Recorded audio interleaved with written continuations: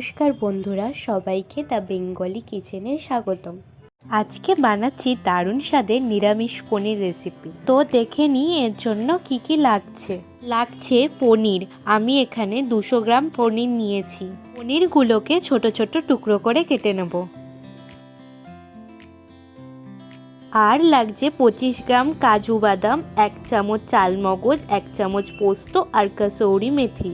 পোস্ত, কাজু বাদাম আর চালমগজ একটা বাটিতে জল দিয়ে 10 মিনিট মতো ভিজিয়ে রেখে সেটার একটা পেস্ট করে নেব। কড়ায় তেল গরম হওয়ার জন্য দিলাম।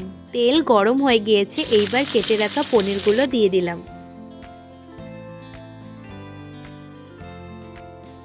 দিয়ে দিচ্ছি হাফ চামচ নুন।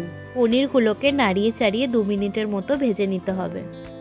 পনিরগুলো আমার ভাজা হয়ে গিয়েছে। এইবার পনিরগুলো একটা বাটিতে তুলে নিয়ে উষ্ণ গরম জল দিয়ে ভিজিয়ে রাখবো। এবার কড়াই আরেকটু তেল অ্যাড করে নিলাম। তেলটা গরম হয়ে গিয়েছে, এইবার গ্রেট করে রাখা আদা দিয়ে দিলাম। দিয়ে দিচ্ছি টমেটো পেস্ট। ভালো করে নাড়িয়ে নিয়ে 1 চামচ লঙ্কা গুঁড়ো ও হাফ চামচ জিরে গুঁড়ো একটা বাটিতে জল দিয়ে ভিজিয়ে রেখেছিলাম সেটা দিয়ে দিচ্ছি। মশলাগুলোকে ভালো করে ভেজে নিতে হবে।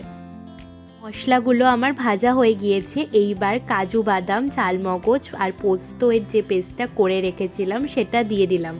সব কিছুকে এইবার 5 মিনিট মতো ভালো করে কষে নিতে হবে। দেখুন মশলাগুলোর গা দিয়ে তেল ছেড়ে এসছে। এইবার পরিমাণ মতো জল দিয়ে দিলাম। ঝোলটা ফুটে এসেছে। এইবার পনিরগুলো দিয়ে 5 মিনিট মতো ফুটিয়ে নিতে হবে। 5 মিনিট পর উপর দিয়ে কিছু কসৌরি মেথি দিয়ে নামিয়ে নিচ্ছি।